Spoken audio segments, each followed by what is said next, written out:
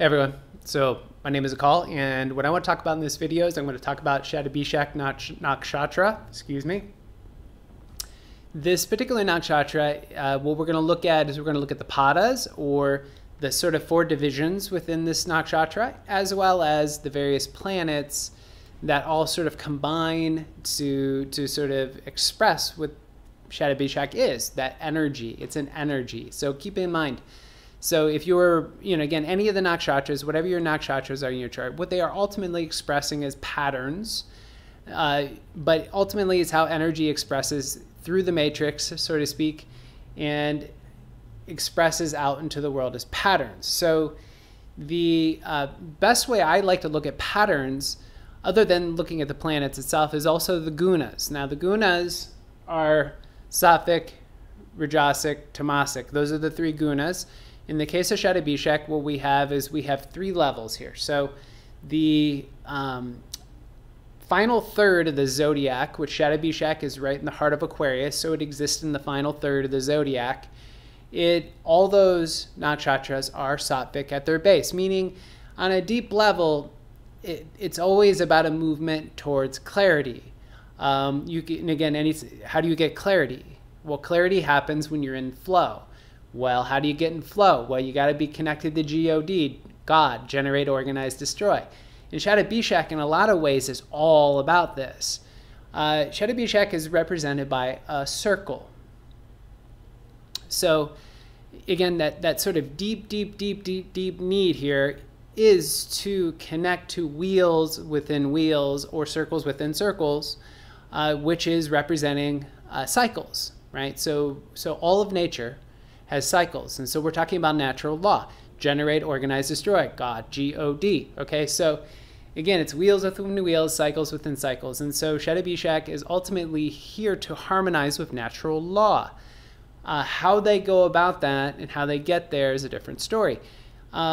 It's not comfortable energy. This is not comfortable energy. This is not social, gregarious, outgoing kind of energy, because the other connotation of a circle is a circle can be like a wall or a fence. So these, in magical realms, anything you want to create protection around, you basically make a circle around it, and this creates a protective field. So Shatabhishak natives tend to be on the introverted side. They tend to be very secretive. They want to hide, right? So they're hiding, they're secretive. Again, I'm not saying these people have no social skills, but they can be uncouth. They can, say things, blurt out things just randomly. Again, all those sorts of issues that come up when someone feels separate, right? So the uniqueness that is often associated with uniqueness or rebellion or disassociation, that's often associated with Aquarius as a zodiac sign. Well, Shatabhishak, being in the heart of Aquarius, is representing that to its fullest.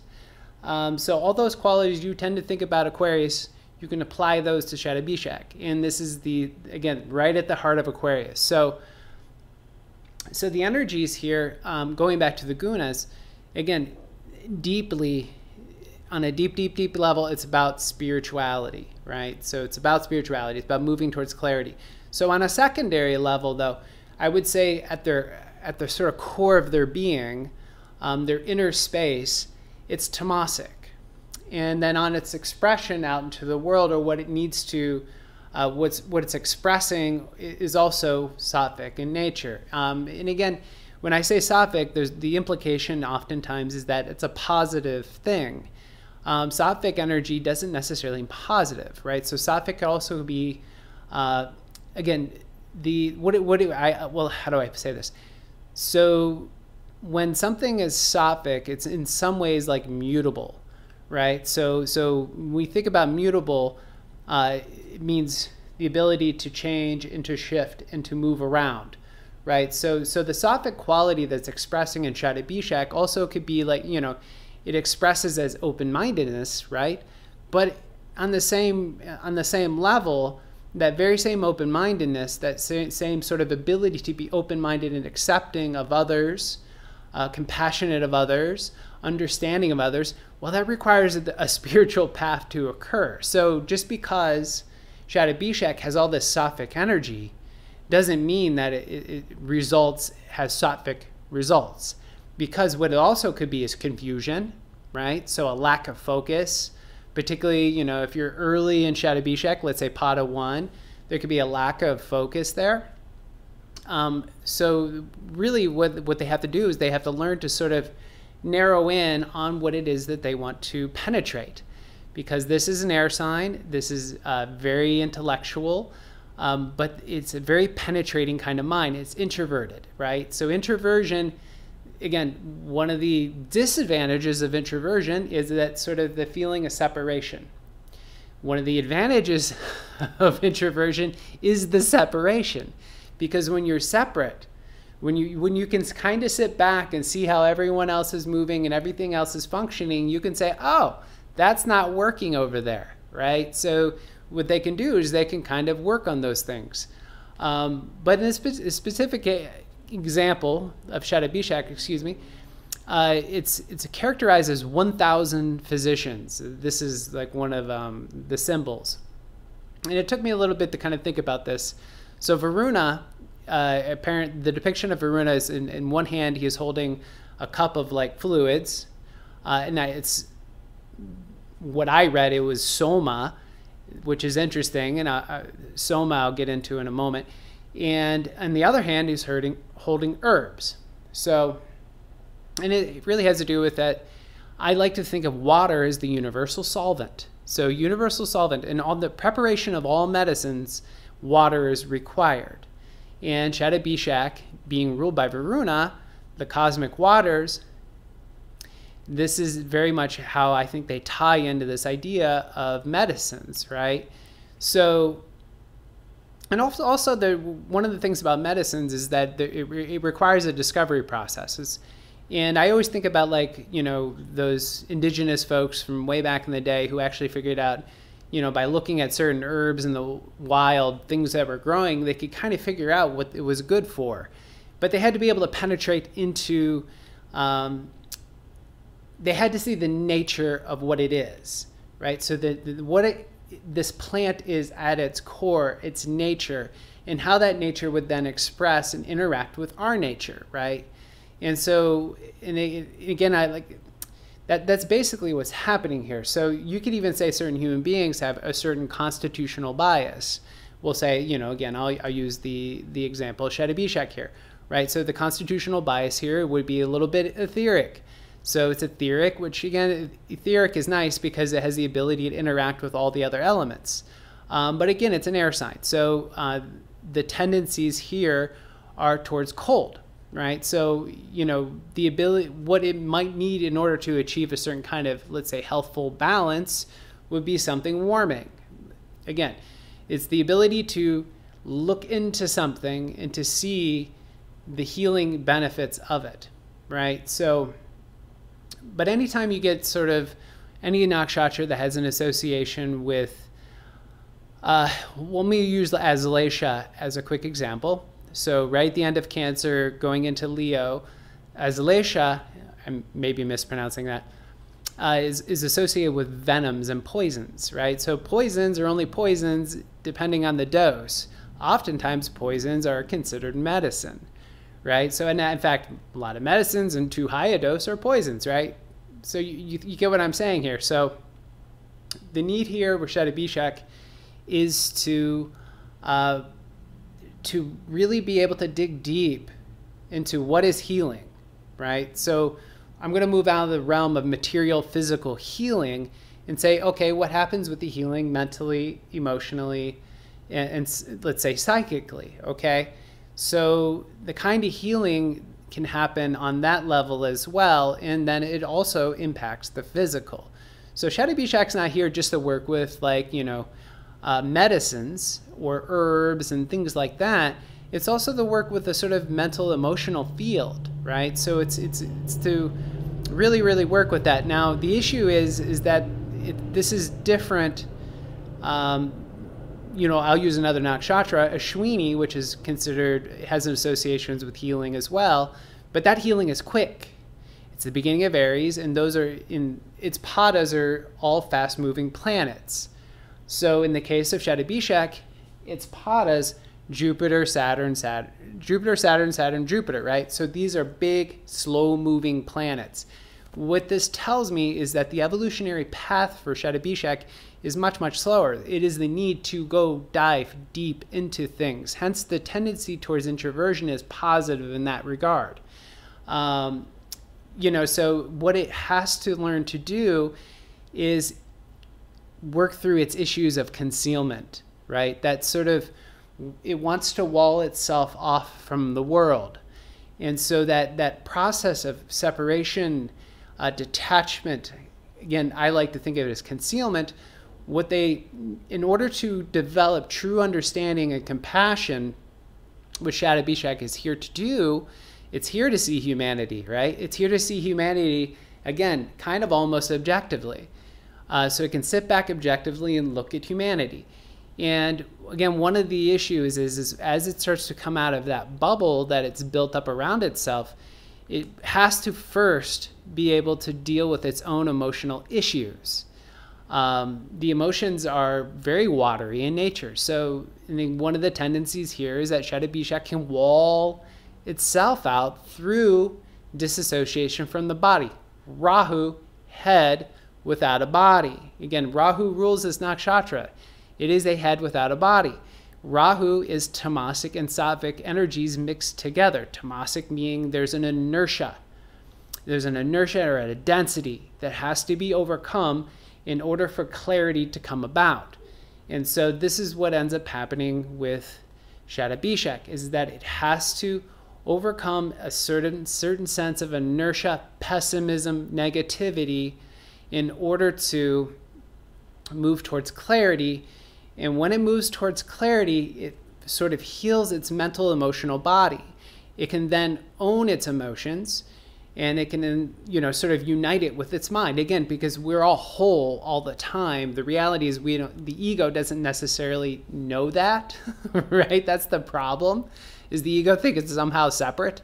And so when we're talking about these are energies that largely influence the ego and personality, right? So that's one of the big missions here when you've got Rahu energy playing out. So and again, it functions through Aquarius, though, so meaning Saturn and Uranus. But specifically, I'm going to talk about Saturn for a moment. So when you got Rahu, you know, which is a strong drive it's separate. Again, Rahu, head without a body, it feels separate. It wants to unite into the whole. It wants to unite the mind with the body. It wants to heal the wound that, you know, that tendency to push down the emotions and hide them away, which leads to physical tensions and discomfort and pessimism and dullness in life. And, you know, and again, what all that can lead to, because again, these people like chemicals, right? They like chemicals, medicines, right? So we're talking about drugs and alcohol. So again, that can lead to, you know, the desire here is for altered states because of this potential of the inertia that comes from that sort of tamasic energy that's rooted into Rahu, in that feeling of separation, that detachment.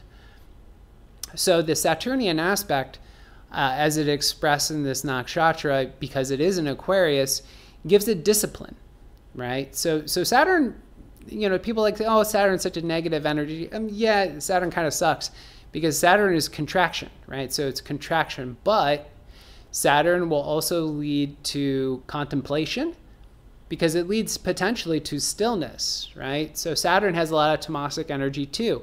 So it's this stillness and inertia, which again can be lazy or meditative, right? So everything has a polarity. So that's really important here, is that these folks have the ability to be disciplined, to meditate, and they have a deep, deep, deep, again, sattvic energy at its ultimate root, a deep need to spiritualize. And once they spiritualize, they open up their compassion and understanding of humanity, and then they can start to move towards revolutionary ways, Aquarius, revolutionary ways to express that. So something else that's interesting associated with Shatabhishak is I kind of dug around a little bit, and I was like, is this associated with, it's associated with technology on some level, right? Because Aquarius, and Uranus energy playing out here. But what's interesting is that I tended to think it moves towards media, right? So we're talking about contemporary modern media, which is expressing in a negative way, I would say, at this current time in history. So, and people need to operate through a great deal of discernment. And again, the need to penetrate into what it is that you're looking at. So because Shatabhishak, it can either be a con man, right? So you know, it can put on sort of veneer, a certain superficial expression, but you won't know what's going on in terms of its motivations and intentions, right? Because it can be cold and detached and intellectual and all those things. And again, this is before the compassion is realized, right? They have to heal their own emotional wounds first. So, but the whole thing about the media is that media, if it's archetypically kind of similar to Shatabhishak, is, I'd say the current phase, at least the mainstream media, is as propagandistic. It is the con man. I won't go too far down that rabbit hole, but I will say that mainstream media, if you're watching it, you're probably being lied to quite a bit. You can always find independent media out there, and I would say independent media is the future, right? So this giant corporate-owned media, it's always going to have motives, which they won't disclose, okay? So that is Shatabhishak energy. In terms of the mainstream media would be the negative expression of that, and then I would say the independent media, although it can be deceptive as well, but I would say ultimately you're more likely to find some truth by diving into independent media, just because the advertisers, right? So you don't bite the hand that feeds you. So I would say independent media is the future, and in some ways that would be the evolution of that archetype of Shatabhishak within the sort of media, right? So it's releasing the sort of hidden aspect. So the whole idea that this is about wheels within wheels, the dog chasing his tail, the Ouroboros would be another way to look at it. And again, this is natural law. So natural law is something that humans are generally born separate from, and Shatabhishak is here to recognize natural law. It's here to recognize the patterns of generate, organize, destroy, sun up, sun down, lunar cycles, all those things. And the only way to see those things is to cultivate, or to experience them, is to cultivate sensitivity. And that cultivation of sensitivity is to heal that separation. And once again, it's about connecting to the deep waters within the emotions. So I'm probably going off on like several sidetracks here, but let me go ahead and get into the padas really quick, because I'm noticing this video is going to go long. So the padas, and again, all these are really expressive of Shatabhishak energy. And what we're going to see here is the progression towards trust. It's the that I would say is one of the big things here, right? So Shatabhishak, because of that feeling of separation, trust is probably a big hurdle for them. So looking at Pada 1, if you're born in Pada 1, it is ruled by Jupiter. And Jupiter, from Pada 1, you're going to get an extra dose of optimism, right? So this is Sagittarius Jupiter. So you're going to get a little more bubbly energy, a little more happy-go-lucky. But again, one of the issues that can happen with Sagittarius or Sagittarian kind of energy is a lack of focus. So the need here is to lock in on something. And so if that focus is not realized, then what ends up happening is, again, because all the other padas apply, it's just that there's a bias of optimism here. So if you have an optimism bias and you are born in Pada 1 and you don't develop the focus, that means you don't move towards natural law, which means you don't move towards healing that division of the mind and the body.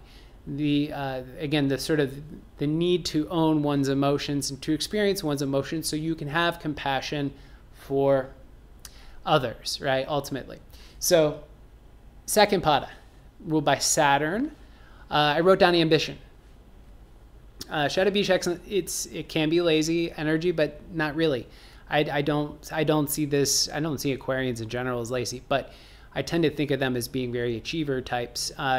So the ambition as it applies here is relative to Capricorn. So there can be a material focus, although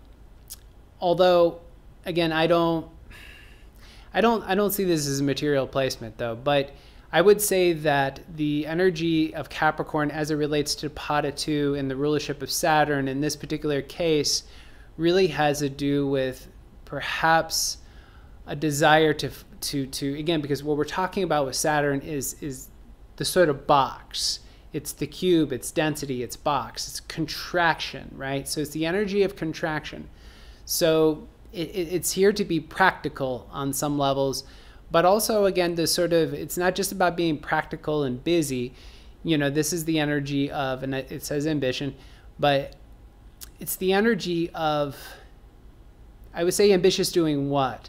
And there's a bit of idealism that comes in here. It's a bit of, again, it's about bringing about something revolutionary. So it's about revolutionary ways of humanity, let's say, organizing itself. Again, I don't see this necessarily as a super social placement, but it doesn't mean that they're not seeing the bigger picture with how humanity ebbs and flows. So you're going to get an extra dose of, you know, ambition if you are born in Pada 2. So Pada 3, I wrote down Saturn, you know, because it is.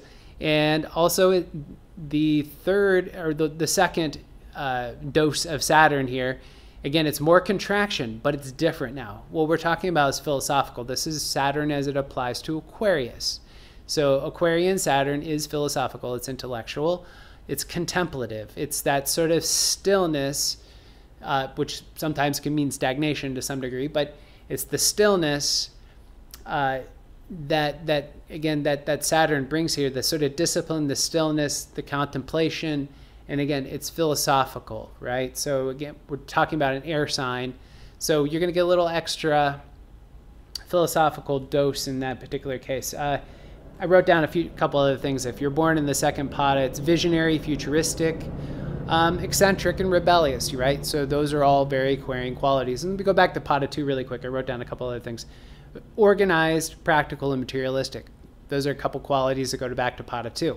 So now Pada 4, we're talking about Jupiter. So we're expanding back out again, right? So something is developing here, right? So when you're moving from Jupiter to Jupiter, you got to go Jupiter, Saturn, Saturn, Jupiter, right? So what's happening here? It's an evolution. Jupiter, so there's expansiveness, but the expansiveness when it's immature is sometimes folly. It's sometimes not practicing what you preach. It's like high-mindedness, but you're not actually following your own example, right? So Jupiter can be kind of sloppy in that regard. And then what ends up happening is Saturn comes in, contracts that energy. It's the application of discipline. It's the father energy. It says, you got work to do, right? So we get this contraction through the sort of middle part of the life path here. So this is a late bloomer placement. So finally, when you get to the Jupiter as it applies to Pisces, I wrote down a few things. Once again, I wrote down imagination on the board here, but I also wrote down hallucination, expansive, healing, compassion, and intoxication, right? Those are all very Piscean kind of qualities. And again, when we're talking about all the watery energy that's in this placement, this Varuna rulership, and again, Varuna I tend to look at as a bit like, you know, Neptune. But again, when you're dealing with Pisces, so illusion, illusion, illusion, illusion, and secrecy, and all these kinds of things. And all these kinds of things really result from, well, what is illusion? Illusion is what you end up thinking you're separate from things. You end up isolating yourself. You become overly introverted, and then you start making up stories in your head, right? So this is one of the issues when somebody becomes too separated. They put up too many walls. So again, as Shatabhisha develops trust, connects to their emotions, starts to develop that sort of compassion and that understanding, what ends up happening is they can get kind of empathetic in a similar way that sort of Pisces does. So that empathy allows them to sort of relate to others, which is really important because you don't feel so alone anymore. And feeling alone is, you know, that's another quality that comes from Shatabhishak energy.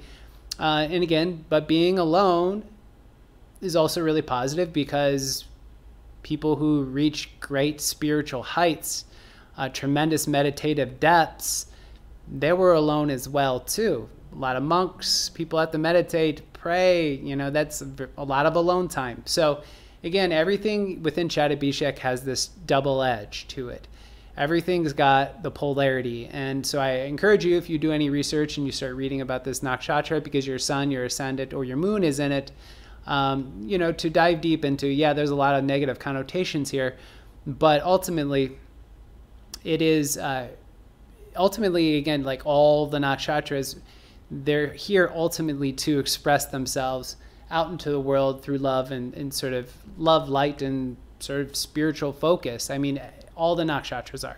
But again, that final third of the zodiac, it's particularly imperative that these individuals, otherwise the tendency to fall into pain, fear, and suffering and pessimism, that is a deep issue, I would say, with the whole final third of the zodiac, you know, going from Sagittarius through Pisces. So with all that said, I think that's everything I wanted to mention about this nakshatra.